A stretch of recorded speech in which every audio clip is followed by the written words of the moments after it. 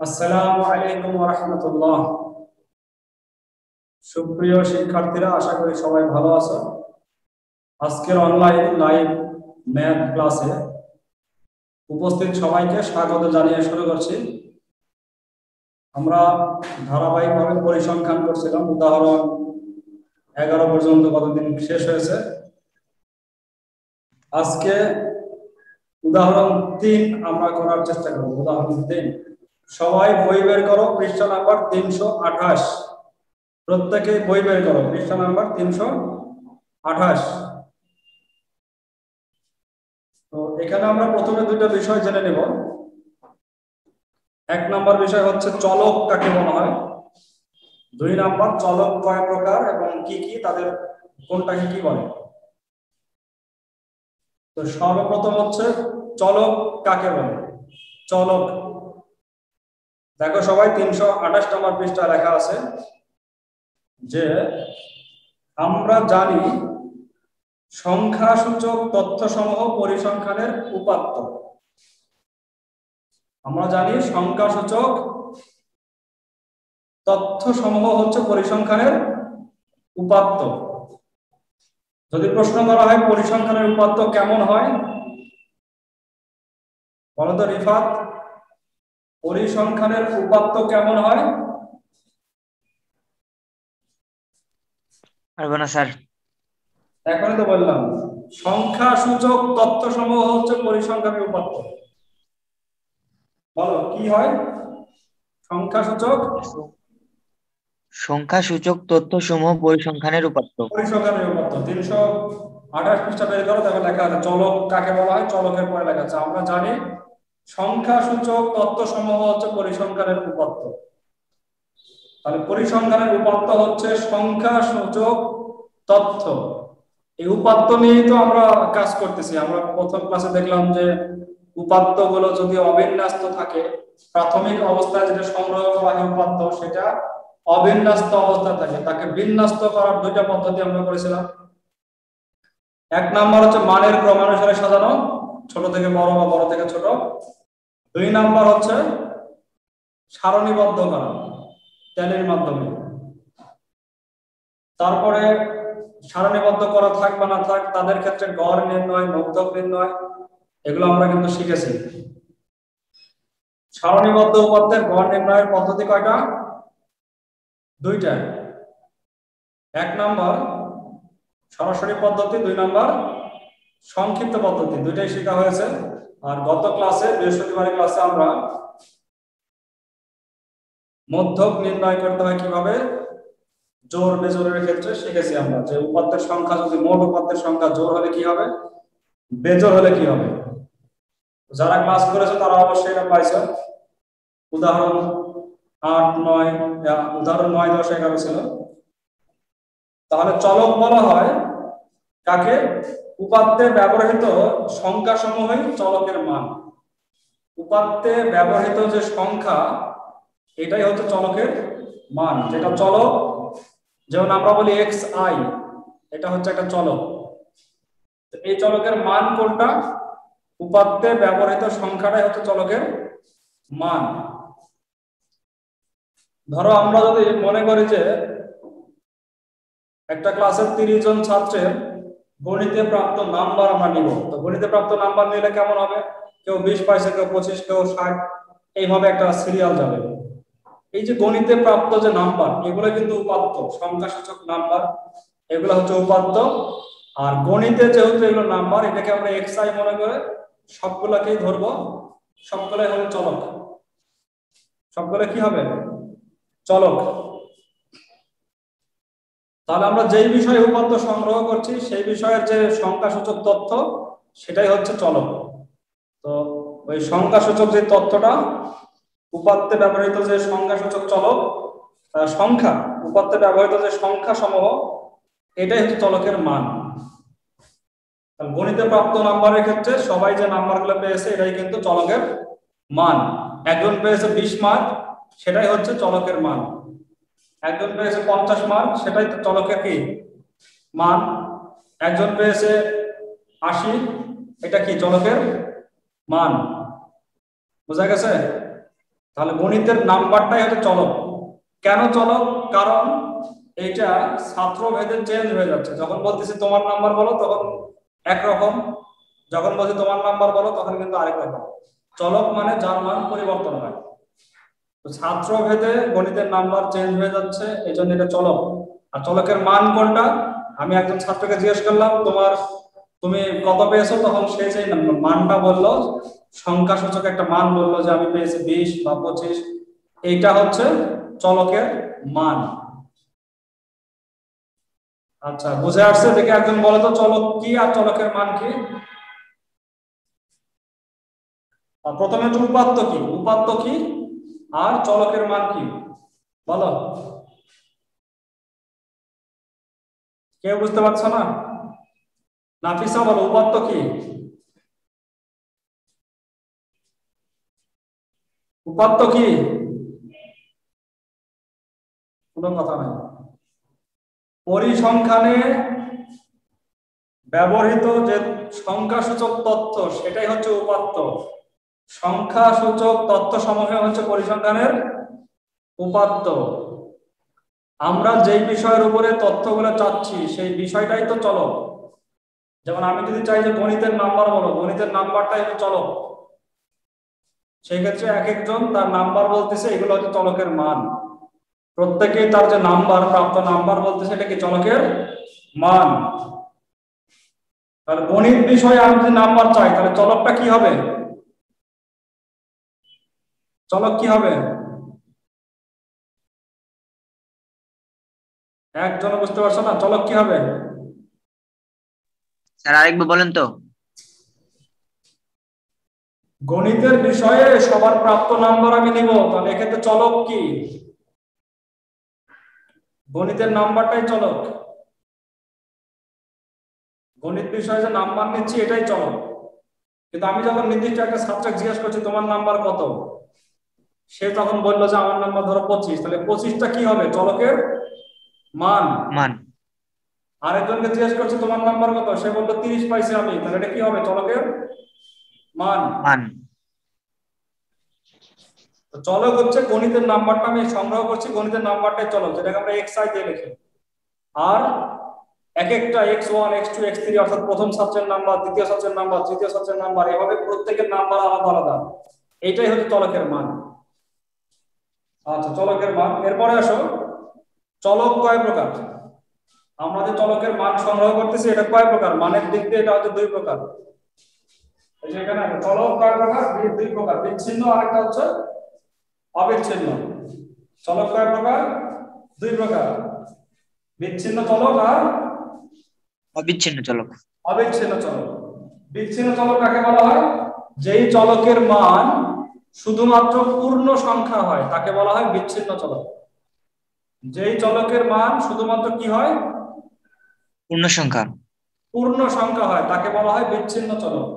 আর যেই চলকের মান পূর্ণ অপূর্ণ যে কোনো বাস্তব সংখ্যা হয় তাকে বলা হয় অবিচ্ছিন্ন। অবিচ্ছিন্ন চলক। অবিচ্ছিন্ন চলক।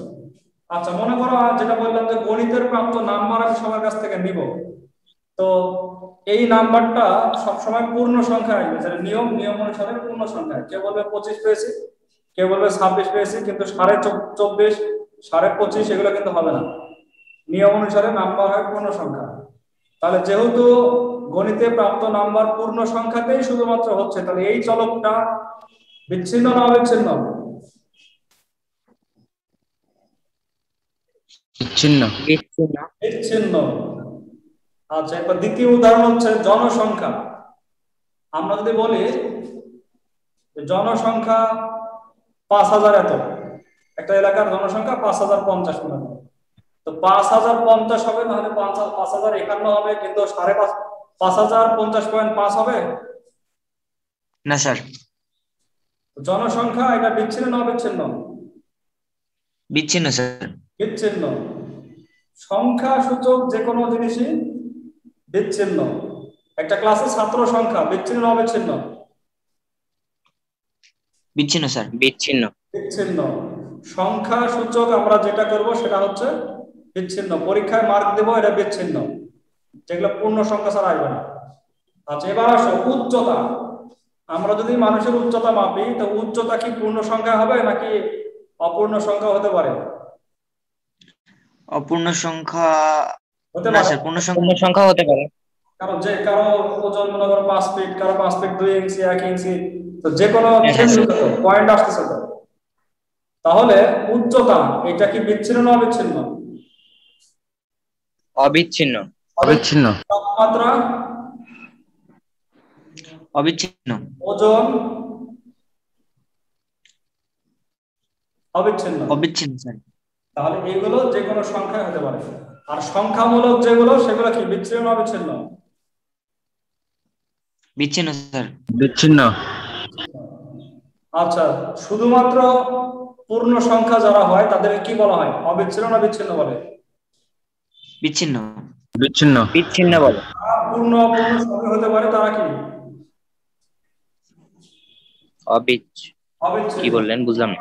চলো, তার মানের দিক থেকে দুই প্রকার, বিচ্ছিন্ন আর হচ্ছে অবিচ্ছিন্ন, মনে রাখবে এটা। এখন আমরা আসতেছি যে পরিসংখ্যানের উপাত্তগুলোকে কিভাবে একটা চিত্রে রূপান্তর করা যায়। তো চিত্রে রূপান্তর করা যায়, বিভিন্ন রকম চিত্র আছে, তার মধ্যে তোমাদের 3টা চিত্র আছে। একটা চিত্র হচ্ছে গণসংখ্যা বহুভুজ, একটা চিত্রের নাম আয়তলেখ, আরেকটা চিত্রের নাম হচ্ছে অজীব রেখা। 3টা চিত্র সম্পর্কে তোমাদের ক্লাস 9 10 আলোচনা আছে। আরো অনেক চিত্র আছে, পাই চিত্র, এই চিত্র, সেই চিত্র, অনেক রকম চিত্র আরো আছে, রেখা চিত্র, পাই চিত্র। ক্লাস 8এও তোমরা কিছু চিত্র করার কথা। আজকে আমরা করতেছি আয়ত লেখ। আয়ত লেখার জন্য অবশ্যই গণসংখ্যা সারণীকে অবিচ্ছিন্ন করে নিতে হবে, অবিচ্ছিন্ন করে নিতে হবে। উদাহরণ 3, খেয়াল করো, উদাহরণ 3, কোন স্কুলের 10ম শ্রেণীর 60 জন শিক্ষার্থীর ওজনের গণসংখ্যা নিবেশন সারণী নিম্নে দেওয়া আছে। ওজনের গণসংখ্যা সারণী দেওয়া আছে। 46 থেকে 50 5 জন, 51 থেকে 55 10 জন, এভাবে একটা গণসংখ্যা সারণী দেওয়া আছে। কি করতে হবে? ক নম্বর হচ্ছে আয়তলেখ আঁকো। আমরা আজকে আয়তলেখটাই শুরু করব। আয়তলেখ আঁকো, তারপরে খ নম্বর হচ্ছে বহুভুজ আঁকো। পরীক্ষায় একসাথে দুটো আসে না, যে কোনো একটা আসে। তো সমাধানের ক্ষেত্রে দেখো লেখা আছে প্রদত্ত সারণীতে উপাত্তের শ্রেণী ব্যবধান বিচ্ছিন্ন। বিচ্ছিন্ন বুঝলাম কিভাবে? 46 থেকে 50 পর্যন্ত আছে, 50-এর পরে কত হয়েছে শুরু? 51। 50-এর পরে শুরু হয়েছে কত? 51। 51। তার মানে বোঝা যাচ্ছে যে মাঝখানের পয়েন্টগুলোকে বাদ দিয়েছে, 50 থেকে লাফ মেরে 51 পূর্ণ সংখ্যাতে আছে। তাহলে এটা হচ্ছে শ্রেণী ব্যবধান বিচ্ছিন্ন না অবিচ্ছিন্ন? বিচ্ছিন্ন।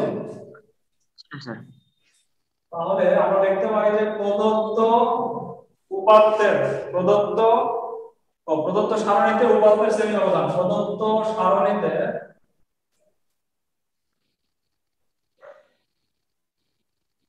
উপাত্তের শ্রেণী ব্যবধান বিচ্ছিন্ন আছে। বিচ্ছিন্ন, যেটা দেওয়া আছে বিচ্ছিন্ন। 50 এসে 51 শুরু, 60 এসে সবাই 61 শুরু। এটাকে আমরা কি করব? শ্রেণী ব্যবধান অবিচ্ছিন্ন করব আমরা। শ্রেণী ব্যবধান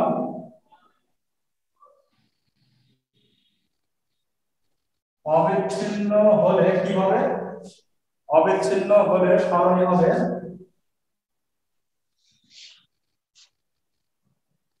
সারণীটা আমরা তৈরি করে এখানে পাশে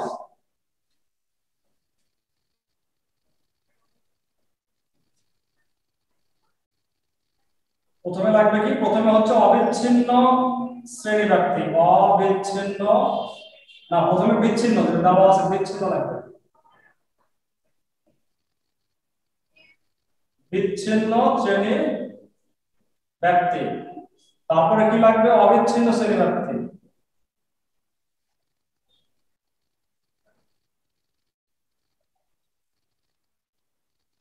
তারপরে হচ্ছে গণ সংখ্যা লাগবে, গণসংখ্যা। তো যদি আমরা তৈরি করতে চাই গণসংখ্যা বহুভুজ, তাহলে আমাদের আরেকটা লাগবে, গণসংখ্যার পাশাপাশি শ্রেণী মধ্যমানটা লাগবে, শ্রেণী মধ্যমান। আর সর্বশেষ লাগবে হচ্ছে গণসংখ্যা, এই কয়টা লাগবে। তো এইখানে খেয়াল করো শ্রেণী মধ্যমান এটা লাগবে শুধুমাত্র গণসংখ্যা বহুভুজ বললে, আয়তলেখ বললে শ্রেণী মধ্যমান লাগবে না। কত কত আছে 46 থেকে 50, 51 থেকে 55, 56 থেকে 60, 61 থেকে 65, 66 থেকে 70, 70 পর্যন্ত আছে। নিচের এটা লাগছে না। অবিচ্ছিন্ন কিভাবে করব? একটা আছে 50, আরেকটা আছে 51। আমরা দুইটাকে যদি সমান করতে চাই তাহলে 50 কে 0.5 বাড়িয়ে 50.5 আর 51 কে 0.5 কমিয়ে 50.5, দুইটাকে আমরা শুরু আর শেষ মিলাবো। তো বাম পাশে যারা আছে সবাইকে 0.5 করে কমিয়ে দিই, এটা হবে 45.5 থেকে 50.5, আর পরেরটা আমরা ঊর্ধ্বসীমাকে 0.5 করে বাড়িয়ে দেব। এটা হচ্ছে 50.5, কমিয়ে দিলাম 0.5, এটা বাড়িয়ে দিলাম 55.5, এটা 55.5, এটা হচ্ছে 60.5, এটা 60.5, 65.5, 65.5, 70.5। এখন মিলে গেল না? 50.5 এ শেষ, 50.5 এ শুরু, 55.5 এ শেষ, 55.5 এ শুরু। এটাকে বলা হয় শ্রেণীব্যাপ্তি অবিচ্ছিন্ন করা হলো, মানে মাঝখানে কোনো গ্যাপ নাই, যেখানে শেষ সেখানে শুরু, পয়েন্টটা চলে আসছে এখানে মান। এরপরে শ্রেণী মধ্যবিন্দু হচ্ছে এই 46 আর 50 যোগ করে 2 দিয়ে ভাগ করলে হবে 48, তারপরে 53, 58, 63 আর হচ্ছে 68। গণসংখ্যা দেওয়া আছে 5, 10, 20, 15, 10, 5, 10, 20, 15, 10। এই হচ্ছে আমাদের সারণী। আমরা কিভাবে চিত্র আঁকবো? এর জন্য কি লাগবে? গ্রাফ পেপার লাগবে না চিত্র আঁকতে? আয়তলেখের চিত্র আঁকতে গ্রাফ পেপার লাগবে না? Yes sir. Yes sir. Graph paper লাগবে, কিন্তু আমাদের আপাতত এখানে তো গ্রাফ পেপার এত বড় নাই, আমি এখানে শুধু বোঝার জন্য করতেছি। মনে করেন এটা গ্রাফ, মনে করো এটা হচ্ছে y অক্ষ, এটা হচ্ছে x অক্ষ, এটা y অক্ষ। বা যার যেখানে বুঝো তাহলে পরীক্ষা করতে পারবে। এইখানে হবে 0, এটা x অক্ষ, এটা y অক্ষ, এখানে x ড্যাশ দিতে পারো, এখানে y ড্যাশ, এটা x ড্যাশ y ড্যাশ দিতে পারো, আর না দিলেও সমস্যা নেই, কিন্তু x আর y। x অক্ষ বরাবর আমরা বসাবো শ্রেণীব্যাপ্তি, অবিচ্ছিন্ন শ্রেণীব্যাপ্তি বরাবর বসাবো x অক্ষ বরাবর। শুরু কত? 45.5 থেকে শুরু। তো এই যে এখানে আমরা 45.5 দিয়ে শুরু করলাম। এখন 45.5 এর আগে ডাইরেক্ট শূন্য তো হবে না, তার আগে তো আরো কিছু আছে। এজন্য এখানে কি চিহ্ন দিতে হবে? ভাঙা চিহ্ন দিতে হবে। এই চিহ্নের নাম হচ্ছে ভাঙা চিহ্ন, ছেদ চিহ্ন, ছেদ চিহ্নের নাম ছেদ চিহ্ন দিতে হবে। ঠিক আছে? 45.5 এর যে পয়েন্ট করলাম তার আগে কি দিতে হবে? এটা ছেদ চিহ্ন। বোঝাচ্ছে যে এখানে আরো অনেক কিছু আছে, এটা বড় করলে অনেক কিছু বের হবে, এটাকে জোড়া লাগিয়ে রাখার মতো। 45.5 এর পরে এটা 5 কে চলে যাও 50.5, 5 ঘর চলে যাও 55.5, 5 ঘর যাও 60.5, আরো যাও 65.5, তারপর সর্বশেষ হচ্ছে 70.5। বোঝা গেছে? এখানে আমরা এই যে শ্রেণীব্যাপ্তি গুলো বসালাম 45.5 থেকে শুরু করে 70.5 পর্যন্ত আমরা বসালাম। আর উপর দিকে এখন কি করব? y অক্ষে আমরা দেখব যে এখানে সর্বোচ্চ গণসংখ্যা কত আছে? 20 আছে, 20 এর বেশি কিন্তু নাই। তাহলে আমাদের জানাতে হবে হচ্ছে 5, 10, 15, 20 পর্যন্ত নিতে হবে, তার বেশি আর দরকার নেই। 5, 10, 15, 20, যেহেতু সর্বোচ্চ আছে 20।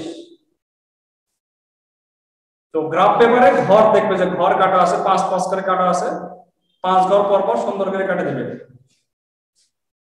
এখন প্রথমে কি বলা আছে? 45 থেকে 50 পর্যন্ত 5, 45 থেকে 50 পর্যন্ত কত? 5। তাহলে এই যে 45 এর এখানেও 5 হবে, 50 এর এখানেও হবে 5। এই দুটো এইগুলো যোগ করলে একটা আয়ত ক্ষেত্র তৈরি হবে। 45 এর সরস্বতীও 5, 50 এর সরস্বতীও 5।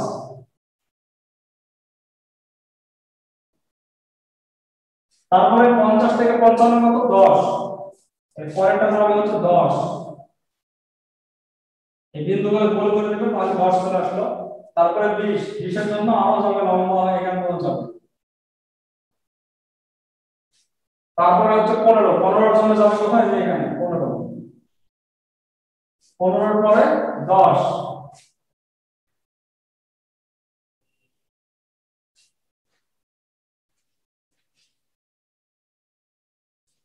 তাহলে এটা আমাদের শহীদ মিনারের মতো একটা কিছু হয়ে গেল, তাই না? আচ্ছা, কে কে বুঝতে পারছো এটা তৈরি করা? পারবে কে কে?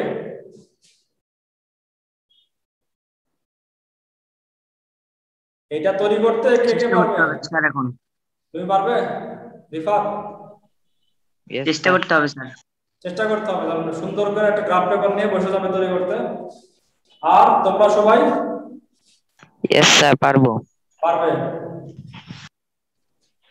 এটার নাম হচ্ছে আয়ত লেখ, এটার নাম আয়ত লেখ।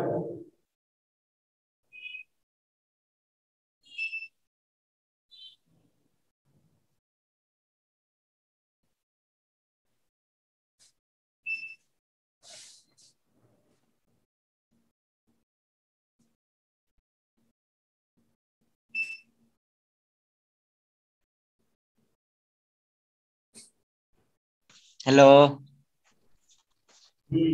স্যার, কারেন্ট চলে গেছে। কারেন্ট চলে গেছিল, শুনতে পাচ্ছ এবার? Yes sir. স্যার এখন বর্ণনা কি দিবে, দেখো বর্ণনা দেওয়া আছে। তুমি এই যে এটা আগাবে, এই নিচে বর্ণনা দেবে, আর এটা একটা ফাঁকা জায়গাতে লাগিয়ে দিবে খাতায়। এটা তো একটা গ্রাফ পেপারে করে লাগিয়ে দিবে, গ্রাফ পেপার পরীক্ষা করে পাবে। কি লিখতে হবে কিন্তু লিখে দেওয়া আছে, দেখো ক নম্বরে লেখা আছে, ছক কাগজের প্রতি ঘরকে 5 একক ধরে, ছক কাগজের প্রতি ঘরকে 5 একক ধরে এক্স অক্ষ বরাবর শ্রেণীসীমা এবং ওয়াই অক্ষ বরাবর গণসংখ্যা নিয়ে নিচে আয়তলেখ আঁকা হয়েছে, এই কথাটা লিখতে হবে। আর এক্স অক্ষ বরাবর শ্রেণীসীমা 45.5 থেকে আরম্ভ হয়েছে, মূল বিন্দু থেকে 45.5 পর্যন্ত পূর্ববর্তী ঘরগুলো আছে বোঝাতে ছেদ চিহ্ন ব্যবহার করা হয়েছে। এই সংক্ষেপে লিখে দিবে যে কোন অক্ষ বরাবর কি বসাচ্ছি আমরা। এক্স অক্ষ বরাবর কি শ্রেণী সীমা, আর ওয়াই অক্ষ বরাবর হচ্ছে গণসংখ্যা নিয়ে আয়তলেখ তৈরি করা হয়েছে, এটা মূল কথাটা লিখে দিবে। আর এখান থেকে যদি বহুভুজ আঁকাতে চাও তাহলে বহুভুজ আঁকাটা খুব সহজ। এইটা থেকে বহুভুজ আঁকাতে চাইলে মাঝখানের বিন্দুটা নিয়ে আসতে হবে, প্রত্যেকটা মাঝখানের বিন্দু, প্রত্যেকটার মাঝখানের বিন্দু। তারপরে শুরু থেকে যোগ করে দেবে, মাঝখানের বিন্দু শুরু যোগ করে দেবে, তাহলে কি তৈরি হয়ে গেল? বহুভুজ। ভেতরটা হচ্ছে বহুভুজ, আর ভেতরটা না থাকলে হবে আয়ত লেখ।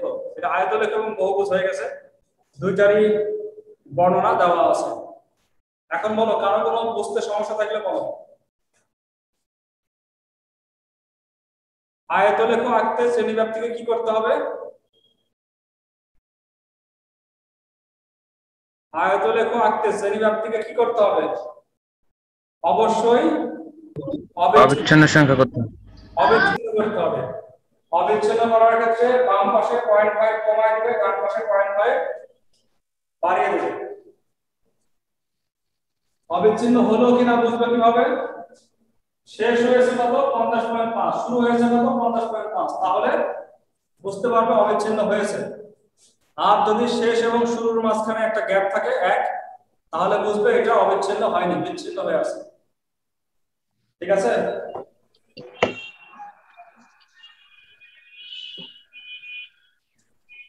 আর কারো কোনো প্রবলেম থাকলে বলো। আশফাকুল ইসলাম, আশফাকুল আলম, ইশতিয়াক শুনতে পাচ্ছ তুমি? স্যার ফাতিম, আর একটা আছে ইশতিয়াক। তোমার কথা শুনতে পাচ্ছি না।